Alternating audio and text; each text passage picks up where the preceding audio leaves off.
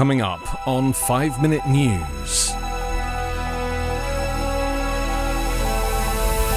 Trump on TV proving he's ready to repeat his election lies.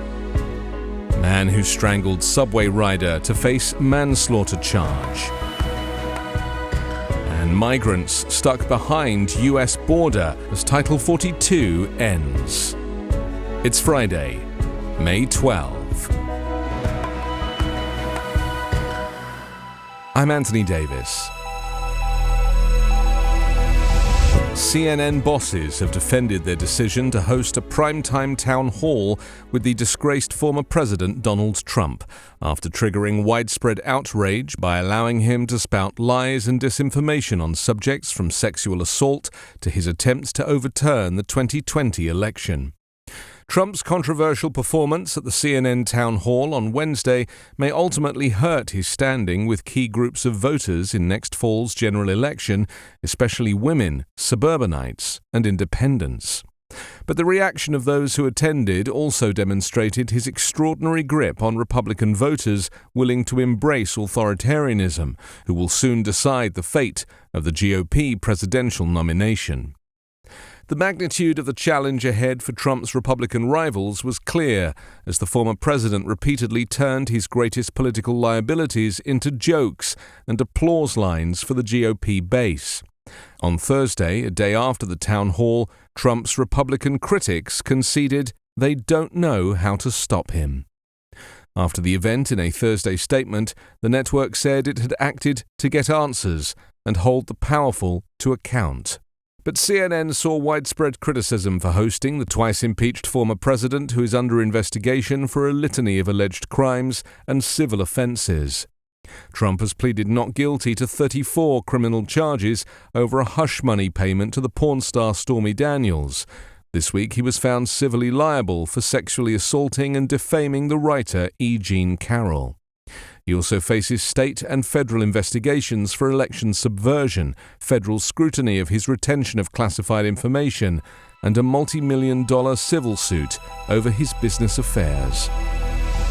Manhattan prosecutors said yesterday they will bring criminal charges against a man who used a fatal chokehold on an unruly passenger aboard a New York City subway train, a death that stirred outrage and debates about the response to mental illness in the nation's largest transit system. Daniel Penny, a 24-year-old U.S. Marine Corps veteran, will be arrested and face a charge of second-degree manslaughter, which could carry a jail term of up to 15 years. The charges come nearly 2 weeks after Penny pinned fellow subway rider Jordan Neely to the floor of a subway car and put him in a chokehold that lasted for several minutes. According to a freelance journalist who witnessed the struggle, Neely, who is black, had been screaming and begging for money aboard the train prior to the takedown, but had not physically attacked anyone. A former subway performer known for his spot-on Michael Jackson impression, Neely struggled in recent years with homelessness and worsening mental illness, friends said. His death has divided some in New York and beyond, triggering intense debate and protests. Some describe the killing as an act of racist vigilantism, invoking comparisons to the infamous subway shooting carried out by Bernard Goetz against 4 teenagers in 1984.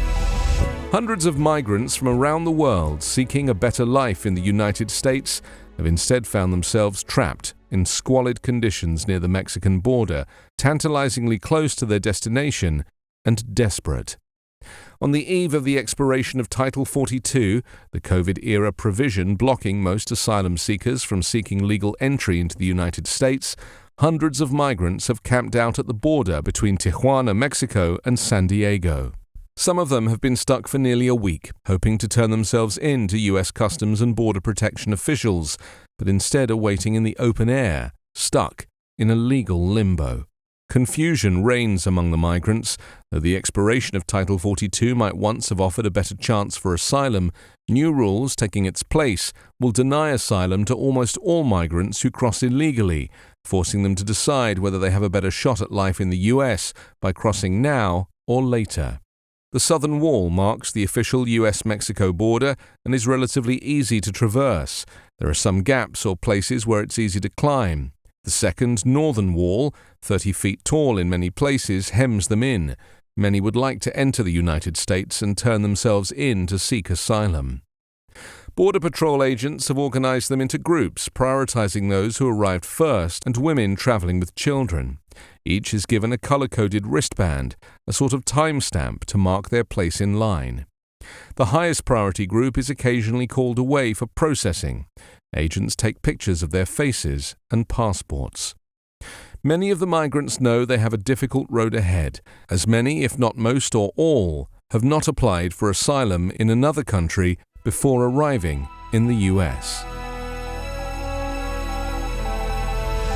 You can subscribe to the 5-Minute News Patreon for bonus videos, commentary, and more. Go to patreon.com/5-Minute News.